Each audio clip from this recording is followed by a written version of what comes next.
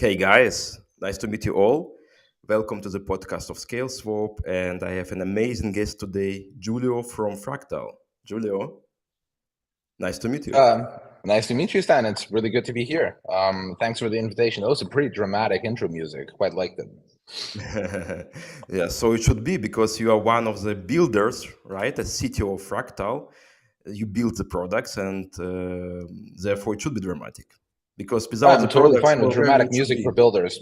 Sounds great. Very good, very good. By the way, I am as well with a technical background, so it can be also be technical today. Let's see how it goes. And maybe first of all, you can tell something about yourself in several sentences. How you joined Fractal? What is your story? Sure. I'm a software engineer by training. That in university, I thought that what I really wanted to do was be a consultant because I was told that that means you dress super sharp, get flown business class, and then just tell people what to do. And then I discovered how the real world works, and I decided to become a builder instead. So I've since 2010, I've been. I mean, I started way before that, but in terms of like my professional life. Since 2010, I've been starting different companies in very, very different spaces till I finally kind of came to crypto back in 2015. Because Oh, when I read the Bitcoin you was early white in paper, hmm? 2015. You was early in 2015. Well, I mean, I think early would be more like 2010 or 2011. But like back then, when I read the Bitcoin wallpaper, I was like, oh man, like as an engineer, this is beautiful. It's never going to work. What? And well, I mean, with regards to Bitcoin, I actually kind of think the same today. But what did change was Ethereum came out, and that absolutely blew my mind. And that's what brought me a lot closer to what crypto was. And in that time, I was just starting to build. I had left a couple of companies that I was involved with, and I had just started to build a software house Oh, because really? I knew folks that were really, really good. And Like agency, you mean, right? Outsourcing yeah, agency, something exactly. like this.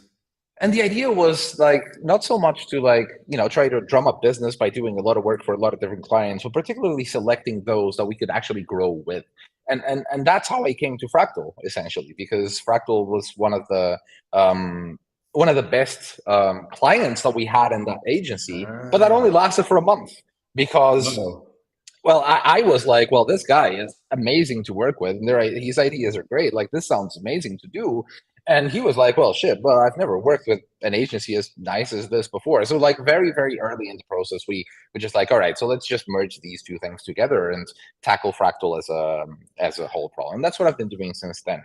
I mean, it's been over 5 years, so of course, like the way that the company structure changes and all of Yeah, that. of But course. throughout, I've been primarily in leading product and engineering because my background as a software engineer and because like well it's not that easy to find really good project managers in crypto. I'm completely flabbergasted with the one that we have now. Actually, it's amazing, but that took a while to get there. And I guess that this would be my summary. Well, very, very good summary. It's also cool to hear all these different stories, and your story is very interesting. So you started as outsourcing agency, then you took one client, you was flashed by this client, and then you merged. Something very Yeah. beautiful. I believe it's really cool. And how big is the development team now at Fractal, by the way? Right now, we're about 6 people. We're hiring another three or four in Q2, and we're going to have to scale further in the rest of the year. We have very ambitious plans for the future, and we do need a bigger team to implement this. No doubt. I don't have any doubt. Maybe in this regard, you can tell something about Fractal itself for those who don't know. What are you building, guys? What is the secret sauce of Fractal? Like this. Um, sure, I can talk a little bit about that. So, like, we Fractal as a company started because of a single project. So both me, when I was, coming in from this agency thing, and my co-founder Julian, like, we started to very specifically to serve one ICO back then in the ICO era in 2017, I remember. 2018. And very, very quickly we were like, wait, this is a great product that everybody needs. Why don't we build a company around this, right? And one of the big parts of that product was identity. And identity is something that appeals very much to me, primarily because it sucks. I love things that suck because then I can work on them and make it better. There's a lot of low hanging fruit going on, and that doesn't mean that it's easy, but it means that it's a place where making an impact is easier if you're willing to put in the work. And so what we ended up building was like this vertically integrated like solution provider for Web3. Not that it was specific to Web3, but that's what we loved. That was our network, that was our world, and so that's who we contacted and sold to and built connections with. So we ended up focusing very narrowly on this identification part of that stack because everything that we saw wasn't particularly great. And since the beginning, we kind of focused on making sure that our business model was aligned with what our users and what our clients wanted. So to give you an example, a lot of what happens during identity verification situations is that like you try to do something that needs identity verification primarily for compliance these days still, Hmm. and you're like, all right, so here's a provider that I've never heard of, and they're yet again asking me for my identity documents and asking me for all that stuff. And this is probably going all for the times because it's just automated. I've got nobody to talk to. The client's going to be charged for me not completing any of this. And then, like, next day, if I want to join another thing that requires it, I'm just doing it again. And this is absolute bullshit because this encourages the formation of honeypots. This really makes the whole identification experience very annoying for users. And above all, it just means that traditional providers of these kinds of solutions are interested in getting you in and out as quickly as possible, regardless of the outcome. The way that we've built things was very much centered around this reusability concept, where in a ton of situations, if your identity is verified for a given standard, you can use that verification for some other party that is relying on your identification without having to do it again. So instead of, for example, us charging clients for every user that comes our way, we charge for success. So if a user uploads a picky, a Mickey Mouse as a proof of address, if the client needs that kind of standard of identity verification, then what we do is not like, well, I guess, no, reject, automate, document, goodbye. No, because we want to grow a community of users, and we have grown a community of users because then that allows us to say, if you use Fractal, there's a million folks that already can use your platform today instead of having to go through the same rigmarole over and over and over again. So that meant that we had to provide really good user support because like not everybody speaks English very well. So that needed to be clarified very well. We needed to handhold the user during that journey and after that journey. And so we focused on this initially. And since then, we've kind of been, I mean, decentralized identity isn't the new concept, right? Like before Fractal was a thing, decentralized identity was being talked over and over and over again. But nobody really cared. There was a lot of pontification about standards and a lot of like, hey, this is what we should do. But nobody was really caring or biting too much. And one of the reasons is that decentralized identity is something that works really well for Web3. And it also works well for Web 2, but the solutions that exist for Web 2 were, well, what I like to call good enough for most folks. Those never pull to move them towards the decentralized identity solutions that we were building. And we have been building since 2018, but nobody really bit. However, what happened is Hmm. that more and more business logic started moving away from like places like AWS and cloud in general into smart contracts on chain. That's And true. smart contracts are a new technological platform that has very different requirements than, than good old web servers do, right? And so we needed to evolve our solution to work with Web3. And that has been our past 2 years. It's been like we've been pitching this for a long time. Nobody cared, primarily because a lot of crypto was still centralized back then. But as it decentralized and moved business logic into smart contracts, then what we had and what most people had was extremely clunky to integrate. So we changed that. I And just we want to made it ask very you easy for specific folks on in this point. Web3 to do Uh, it. Yeah. so sorry to interrupt you. I mean, it was No, go ahead, amazing, please. um, um, yeah, explanation, really. But specific in this point, you say about decentralized identity. Um, what makes Fractal decentralized identity, or what is the vision or end vision of Fractal? how you're gonna decentralize this identity and what is the difference, right, between this centralized solution like I believe ID, right? I forgot the name. You mean our original product? Yeah, Fractal ID. Yeah, yeah. No, no, not Fractal ID. There is another company, a traditional one, a German, by the way, I believe. It's called ID something. Web ID, I think you're thinking. Yeah, Web ID, maybe. Yeah, maybe Web ID. So, what is the main difference? Let's say why you are speaking about decentralized solution. What is decentralized in Fractal or in the vision of Fractal? Well, decentralized is a big word that has been so overused that it means very little. So it depends on where you want to apply it. One way to look at it is that you build an identity solution that works with decentralized solutions. Take, for example, a DAO. A DAO is, well, kind of by definition, although not always in practice, a decentralized autonomous That's organization, true. right? And so a lot of them being decentralized relies on them operating on chain.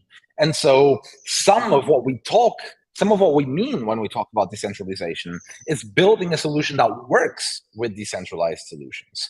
Another thing that we mean is the fact that, I mean, Fractal is a standard company. It's a German GmbH. Like it's a good old limited liability thing that, Solid. knock on wood, could go bankrupt. We could all die. That could be like, and imagine if suddenly we have identified identities of all these people. I'll give you a clearer example. If Google died tomorrow, you wouldn't be able to log in anywhere because you That's registered your true. account with Google and if you do your identity verification with Fractal, and we are the only point that can control access to that information, then if something happens to us, either best case scenario, some downtime, worst case scenario, we all die, then well, our solution doesn't work anymore.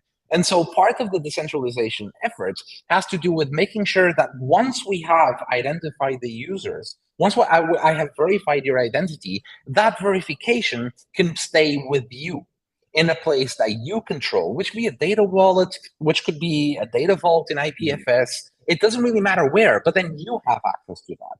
And when you need to show that to someone else that is relying on that identification, one, Fractal doesn't know about it, and two, Fractal doesn't even need to exist for that to work. And this is also part of the decentralization in the sense of making this whole ecosystem less dependent on having to rely that we are going to be around forever and doing the same thing forever, right? But is And this so something from this in a the way protects the ecosystem. Sorry, I was No, again that's it. jumping. Go ahead. No, just asking here. Is this something what already exists, or is the plan to let's say put identities on some EVM blockchains, like on the smart contract, Well, or let's be careful with the putting identities on exactly chain, because right? there are Because like that's photos and so you cannot put really photos right on the blockchain. Otherwise, blockchain will explode. But you could get some second layer solution EVM, like right your own and well, that's not exactly what I mean. What I mean is more like there's a lot of data. There's some data that we feel comfortable putting on chain, but none of that includes your name or where you live, right? And so those data points about you may be relevant or are indeed relevant for a bunch of different applications. That's not something that we can store on chain. What we do store on chain is what we call summary attestations. And it's very, very basic facts saying, hey, Stan has this address 0x1 and this 0x2, and he wants to work with the one person, one vote DAO, for example. And what we have on chain is a registry that says that either of those two addresses can vote once because they're associated with the same individual, whomever the individual is. This has its own problems in terms of privacy, of course, and that's something that we're iterating on. But to give you an example of what this means in practice, something else that we've built, but I mean, it's unlikely to be something that we invest in bringing to market because there's other people better at us than that, is a credential wallet where these credentials aren't they can be a lot more complex than what we can put on chain, because they can actually contain your real information because they're in your control as a user. And then you can choose to disclose all or partially this information with somebody that is requesting to see it. And so there are different ways in which we're already kind of taking this honeypot that we have that I need to protect very tightly, because I mean, when you have 1 million passports, you have a certain amount of, That's for you're this sure. honeypot that people Yeah, want to attack, right? And a lot of this decentralization is also about eliminating that. I don't want to have this in a database that is online. There are a lot of I KYC see. AML Now we are speaking complications, right? about Some of the data that you have. cybersecurity points of view, right? So we are speaking about Sorry, say that again. cybersecurity aspects. It's more about how you're gonna protect the data. So I just try to understand. So you spoke at the beginning about decentralization as an idea, but Mm-hmm. now we are be more precise and speak about how to protect it better, right? It's about protection more. And this is interesting because you know that you are really honeypot as Fractal. I'm sure that you attract a lot of gray or dark black hat guys who are going to try to break your servers. Many of them tried, many of them failed, but I mean, given enough time, everybody has a leak, right? That's And true. of course, that for a lot of people, that is because of poor security practices that were bolted on afterwards. We've always built with that in mind. So I do feel pretty secure, but I can't trick myself. I mean, me and my team could probably do nothing against a state level actor, right? If we were getting to that point. So a lot of this is about, well, security through decentralization. It is very hard, and I mean, this is the whole concept, or one of the biggest concepts of like early cryptocurrency, like Bitcoin, right? Where it's very easy to hack a bank compared to hacking thousands and thousands and thousands of Bitcoin nodes. And so decentralization here helps because suddenly there's no honeypot where everybody can get 1 million passwords from. You have to find 1 million data wallets that people have locally stored and somehow find a way into their machine. And this is a lot more complicated to do. So it's not just about the convenience for the user and the knowledge that the data is with them and the knowledge that it's not like stored in Fractal in a place that it is easy to access. It's also about this idea that if there's zero honeypots, then it is much harder to extract anything from everyone. And there's many aspects here, from user security to just the vibe, if you will, of feeling that the information that you have about you is with you and that is not with someone else. I see. Now the things are more clear, and indeed the product what we are building is a complex one because you have to comply with regulations, right? Especially as German GmbH, you have to protect the data very hard. I know about what I'm speaking because I was working in bank in cybersecurity before, and you're doing this pretty good. I never read something like Fractal was hacked and Fractal got data flows. So probably work is good. Uh, but maybe I'm switching the topic a bit. How you dealt with 2022? So because we know 2022 was not so dramatic good year for Web3 projects, so-called crypto winter, and we are maybe still in this phase, and it will maybe continue. From that point of view, what is the way how you did business, and what are your plans, let's say, for the future? Do you want to focus only on Web3 to continue to focus, or you just want to get fresh, let's say, blood from traditional companies and maybe bring some decentralization to traditional companies? Well, I mean, that second part of what you said does mean focus on Web3, right? So what we if you frame us as an identity verification company, then what we can say is that regardless of what your stack is and where it lives, you can use our service. We're really, I mean, in the beginning, we built a Web2 solution that we marketed to Web3 companies because Web3 companies were still using Web2 solutions. That has changed. And so most of our effort today goes towards enabling better Web3 solutions. There's there's zero hatred for Web2 companies here. That's not what I mean. But what we're interested in enabling is folks that are in Web2 that want to, and by folks I mean companies, existing user bases. They want to give their users the experience of Web3, but there's a lot of concerns in that. So something that we hear a lot from different corporate folks is there's so much that we would like to do with Web3, but that's a bit of a wild west there. Like We everybody's don't anonymous. understand, right? Say that They we don't want to understand. run a campaign. Yeah. Well, but it's more than they don't understand. They feel unsafe, and I understand why. Because if you're a traditional company, you're thinking of, for example, I want to incentivize folks to, I don't know, join my mailing list or test my products or whatever, and you want to give them something for that. Say you want to mint an NFT or something like that, or you want to give them a discount.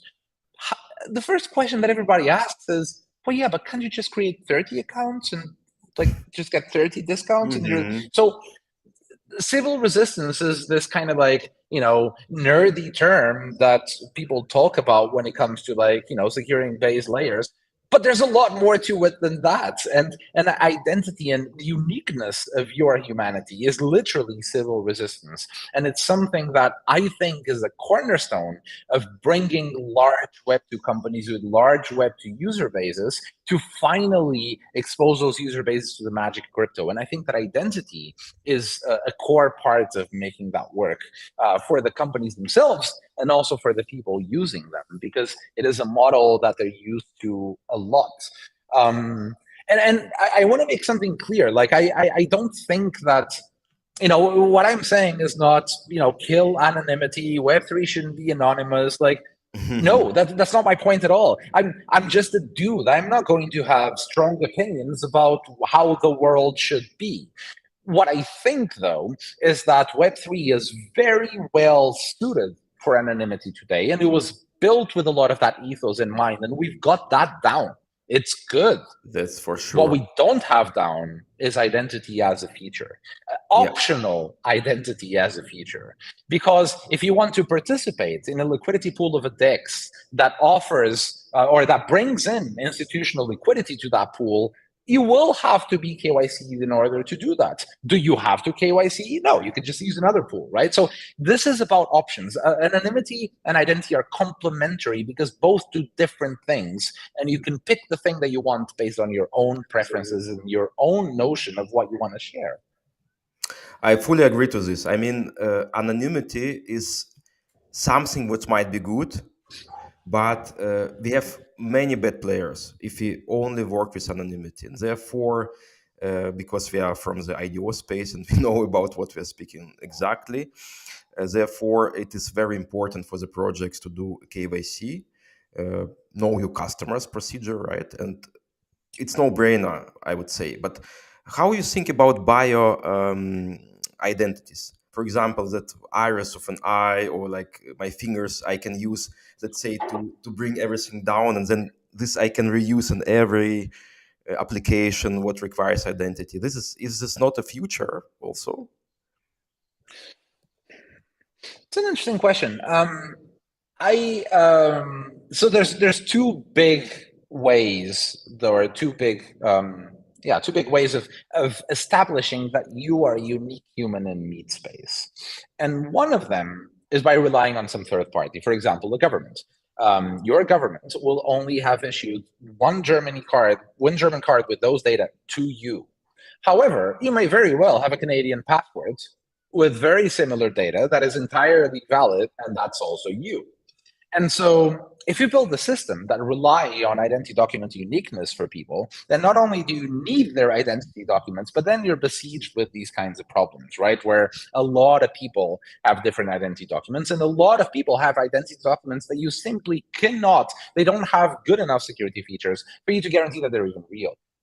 And so we believe that biometrics is a much better approach. And currently what we do is we use what's called liveness detection. And there's a bunch of different reasons We for remember this that. very good, where people have to. Exactly, yes. And there's a bunch of reasons for that also in the compliance context. But just for this train of thought right now, what's good about it is that you don't have to share any documents that don't have to be stored anywhere. You look at a camera for 2 seconds, and we don't even capture your video. We just captured enough information to make sure that we can tell this is a real person right now that is not an injected camera feed, and they're not anybody else in our database, without actually having the video data to compare. This is one way of doing it. There's other biometrics as well. For example, fingerprints, but that's got its own problems because they've got a lot less entropy than your face. And a lot of people don't have fingerprints. All you have to do is, I mean, I do a lot of renovation work in a house. And sometimes my fingerprints are barely visible because I'm just touching stone all the time and it just gets Yeah. fixed.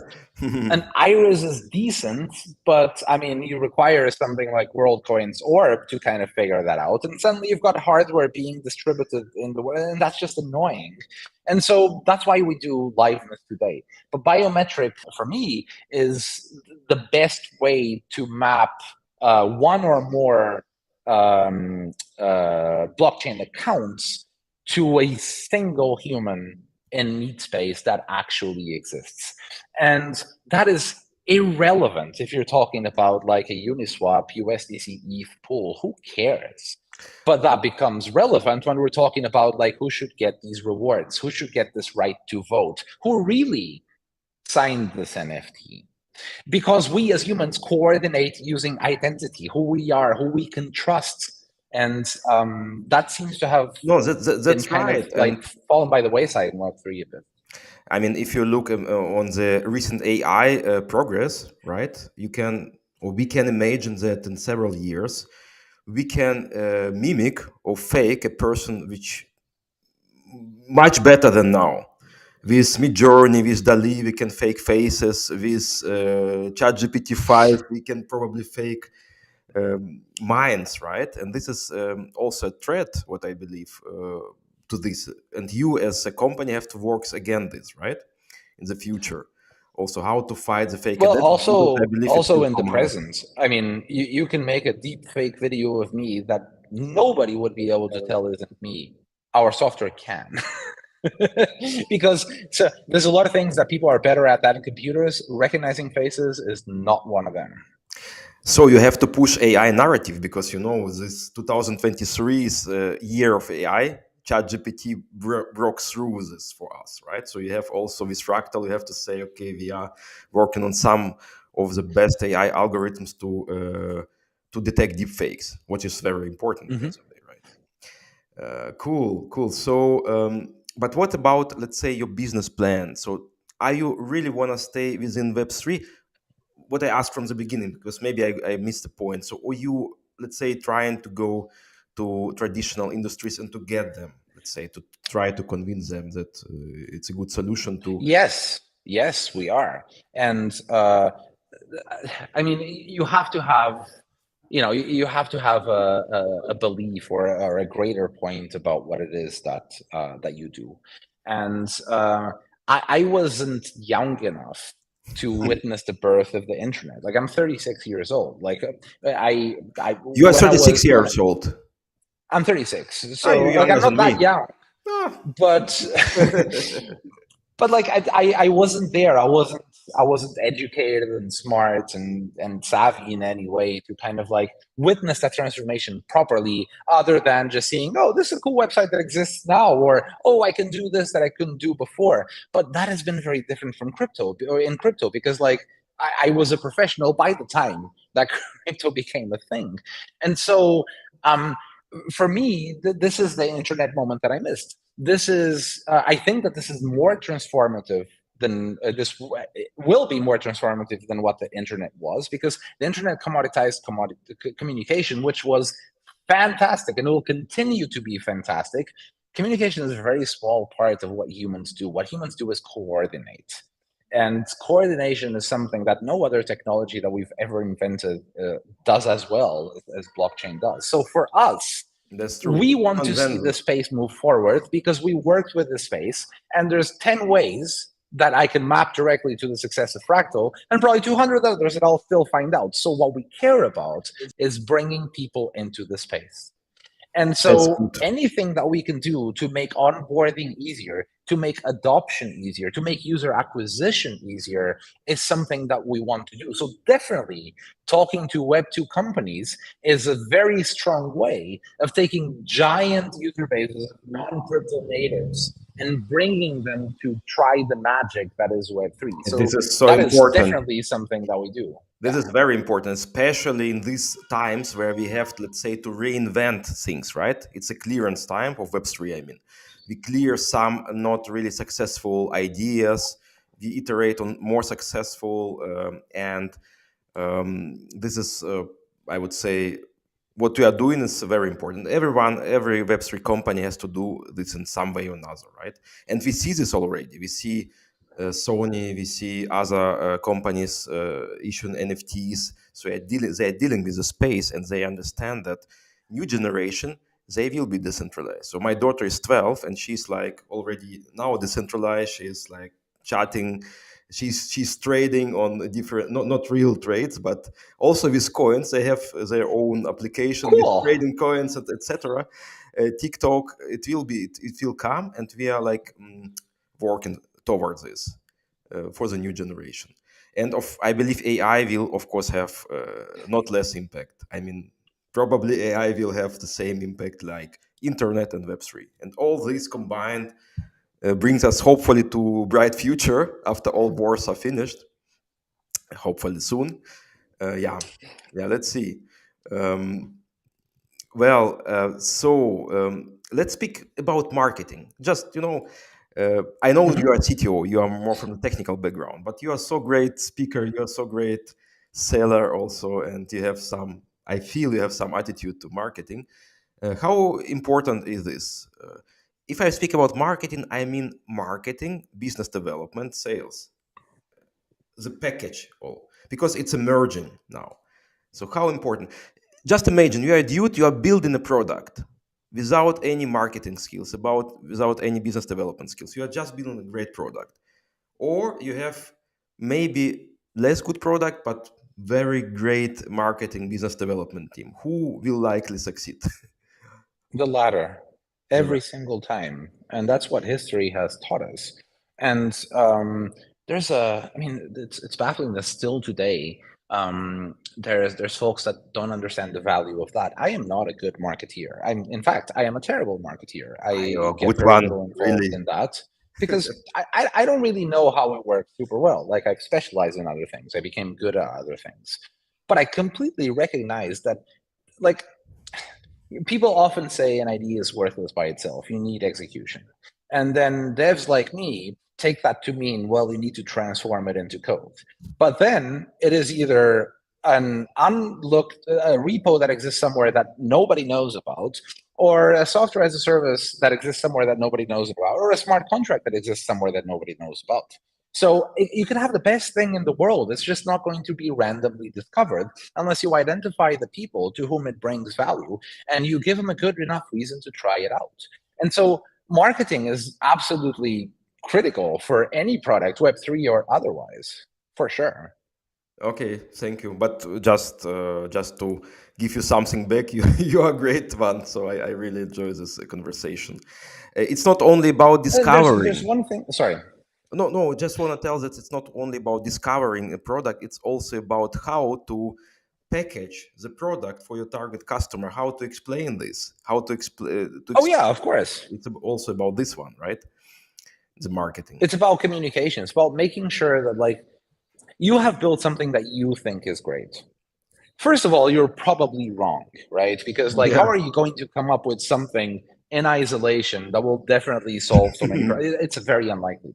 You need to do a lot of product discovery, which is talking to the world. And you need to do a lot of marketing, which is also talking to the world. They're the same thing, they just serve different purposes. One of them is about trying to understand from the market what it is that the market needs to inform what you need to build. And the other one is understanding because you build something new. And if it's new, it is not going to be easily Yeah. understandable. So you need to find a way that, hey, I have built this, you have that need, let me explain to you very clearly how my thing meets your need in the way that nothing else does.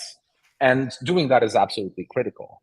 And in fact, I think that there's a lot in identity that is really going to help with marketing in Web3. And I think that there's a couple of cases that I can talk about. Like there's a lot, like if you look at the classical marketeer toolbox, there's a couple of things there that every junior marketeer will try until they realize they don't really work very well, unless in rare exceptions. And one of them is referral campaigns or affiliate marketing, Mhm. and the other one is paid messaging.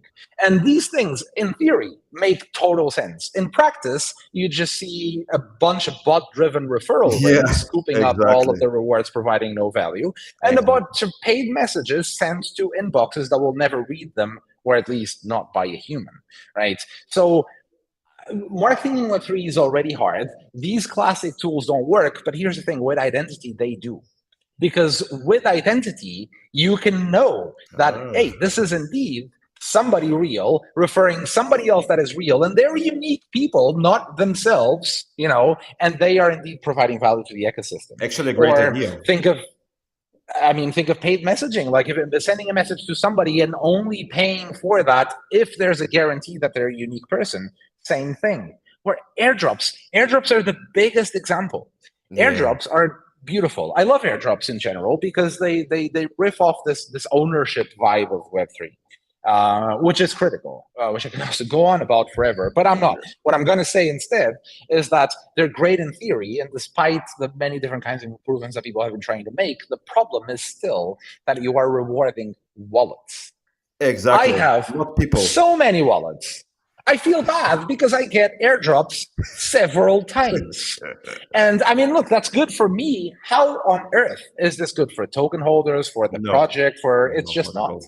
It's not at all. It's a waste. It's a recipe for a community resentment, and it's definitely providing less ROI because you could reward people properly, but you don't because there's a ton of sock puppets out there. So marketeers that can use identity are actually in a much better position, and we can finally make that happen in Web3 now. I fully agree. I mean, you speak about bots, right? The biggest problem of marketing that you have influencers with tons of bots as their followers.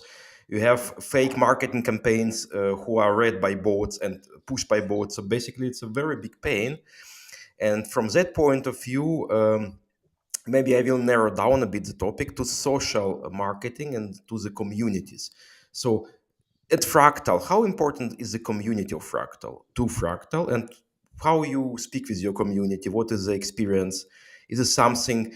Do they ambassadorships for you? Like, try, are they really engaged or not? Maybe you can tell us a bit about this part, about the community part. If if, Let me if you see. if you How can, can of course, you are more tech guy. Maybe it's not directly your point. So my interactions with the community are nowhere near as frequent as they possibly should be. So that's something that is hard for me to explain. What I can tell you is that I have repeatedly heard tons of positive surprise within the company of what happens when you build a community and treat them right and listen to them and show them respect. What you get is two things. You get legitimate good suggestions in terms of features, in terms of changes to what it Yeah. is that you build. You get evangelism, which is like, guys, I really love what these guys are doing. You should try them out. And it's not because of referral fees. This is because, well, you really love what somebody else is doing. That person is giving you information, treating you right. Of course, you're going to talk about them. That's just how humans work. And so I think that having a community is something that is relatively new because it grew a lot with token ecosystems, right? And it's priceless for product discovery because you are essentially talking to people who are willing to give you honest feedback about what it is that you are building at all stages of your building process. It's not just no longer trying to find leads and understand what their problem is and figure out a way to fit your solution to theirs or to take feedback from your clients. Suddenly you've got a whole different party that is not involved in commercial agreements with you, that is not incentivized to like pull in their direction but not yours. And so for product discovery, to figure out exactly what the right thing is to build, you don't follow them blindly, of course, but you have a new source of input that you wouldn't have if you didn't have an engaged community that wants to share that with you. That's true. And so, summary, Fractal has this vibrant community. It's very important, right, for you to have Yes. this. And think also about this, as this community, if treated the right way, they can not only ambassador you, they can even be your, let's say, decentralized crowd who executes even some tasks for token rewards or for some rewards. And they, if you engage them in the right way, they can execute this not like a marketing agency, like, okay, you as a client for them, but like they feel with you as if it was their product or their project, right? And this is, by the way, what we are building in stealth mode. Not to speak today, it's Scaleswap, I mean. How projects can engage the early community and make out of them real ambassadors and also executors of certain marketing tasks. And I believe it's also the future of the marketing, to decentralize marketing over, not on one agency, but over the crowd. Let's put it like this: over several hundred people, maybe core. And this will be amazing, right? Just imagine 10, 20 ambassadors who are pushing you on Twitter, on different other channels, other executors doing producing content for you, and this all from very engaged crowd. This is what we are going to build and yeah, present this to the public. That sounds fantastic, and that's completely in line with how I see Web3. Like if you see the evolution from Web 1 to Web 3, you got like, you can map this in different dimensions, but things went like from, you had the ability to read things. Then in Web 2, you had the ability to read and write. What Web 3 builds is the ability to own. And that changes your relationship to the product because again, in Web 1, you pay for the product that you Yeah, want. In Web 2, you became the product, which was a bit of a disaster all over the nice. place. In Web 3, users own the product. And I think that this is not me saying, oh, I believe that this is a better way of doing things, even though I do. This is about, I think this is a basic human nature. Like you want to be part of what you help build, what you help grow, what you help improve. And it's only natural to want to be compensated for your contributions. You need to nurture and support this basic human feeling of wanting to be part of something and feeling that you're compensated fairly. And I think that platforms that don't see this, they're not going to make it. Like there's you can folks have now had a taste of what it means to own a part of what you do. Like airdrops are a very simple but clear example of what that is. You're like, I helped you grow. I gave you value. I talked about you. I used your platform. Like I did all of these things, and now you're essentially making me a shareholder. And that is extremely powerful. And so what you're describing goes very much in this direction. And I'm hoping that it's more than a hope. I think it's inevitable that will slowly educate people in understanding that the platforms that they should be using and working for are platforms that share ownership with them instead of rug pulling them all the time, like Yeah, Twitter does, for example. And that Twitter has been doing since forever. This is not an Elon era shit. Right? that's true. And yeah, let's see. So very soon we're going to present this, let's say, idea as a product to the public, and we hope that you will also enjoy in Fractal this new platform. Very And much looking forward. Yeah. there is one additional aspect to this. Don't forget that with the AI, with DALI, with Midjourney, ChatGPT, the creations will become more artificial. So if you, let's say, gonna outsource your marketing to an agency, they probably will, one person will use DALI and ChatGPT to write your text, and everyone or every marketing agency will use this. So you became like artificial narrative pushing on the web or all over, where When we, everything becomes even more of the same. yes, really. But if you have the big crowd of several hundred people and every one of them do things be different, maybe even not perfect but different, this gives much better picture about you. So therefore social marketing will be, or is the future becoming now, and so important. I see my micro is always flipping out here. Sorry for this. Julio, sorry. Yeah, whichever. Yeah. I have to fix my microphone later. All Um, good. uh, so our very interesting conversation comes somewhere to the end, because maybe we will do two parts, not to bore, not to become boring for people. We Okay. will cut also better parts from here, from this conversation, for shorts. I see you're very energetic, very, let's say, Web3 person. I really enjoy this. So, guys, make sure you join Fractal and don't complain about Fractal. Every soft has some small bugs and glitches. We also Scaleswap. There are some people like complain, but I know guys from Fractal are building amazing product. And also, not to speak about the very good cost of the product, let's say. So it's very compatible. Therefore, we will stay with you guys with Fractal, and Really glad to hear that. definitely, definitely. And we wish you all the best. So maybe some last words to the decentralized community.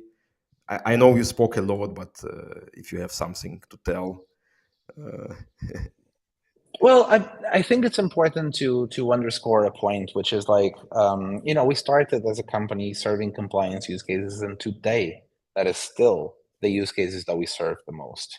Those are not the use cases that make me the most excited. I mean, they make me excited because if it wasn't for that, people wouldn't be able to products wouldn't be able to exist and people wouldn't be able to use them. So there's always that, and I really like the idea of helping bring institutional liquidity to pools that are regulated. So if you do want to share your identity, you get access to a lot more options than you would otherwise. But identity is not just KYC and AML. Identity enables you to do so much more. Like, think about it. Like, most DAOs today are plutocracies because they mhm, do token weighted voting. yeah, It's not a good way of mapping preferences of the community to ask, like, hey, you've got more money, your preference is stronger. That exactly. just doesn't work. Tons of Web3 games are filled with bots, and you've got people flocking because they're like, well, I mean, how am I possibly going to compete with somebody that makes 100 tiny minions? And like, that just doesn't work. Most airdrops today are frustrating their communities because they don't check for uniqueness. Identity is much more than compliance. I think that this will take a while longer for people to understand. But one, I think it is going to make any kind of like community growth and community loyalty features that Web3 builds a lot more powerful and a lot more fair. And that is definitely going to help us bring giant Web2 user bases to our side to become users of crypto and eventually and inevitably lovers of crypto. And so, um, if you, a lot of people, when they hear identity, they hear compliance. That's not what it is. It's not about doxing people. It's about enabling use cases that are either not possible or completely broken today. And so, I Thank you. guess that could be a final note. Thank you for this very good final speech. And guys, please hear to what Julio is saying, because it's exactly about this. Identity will become most important in the future, and more and more. And every Web3 project, and I even believe decentralized exchanges, at some point in time, will have to implement ID checks, because otherwise they will simply not work. Therefore, follow Fractal, stay with them. And Julio, thank you again for coming today. Thank And you, Stan. have a great day, guys. You too. It was a pleasure to chat.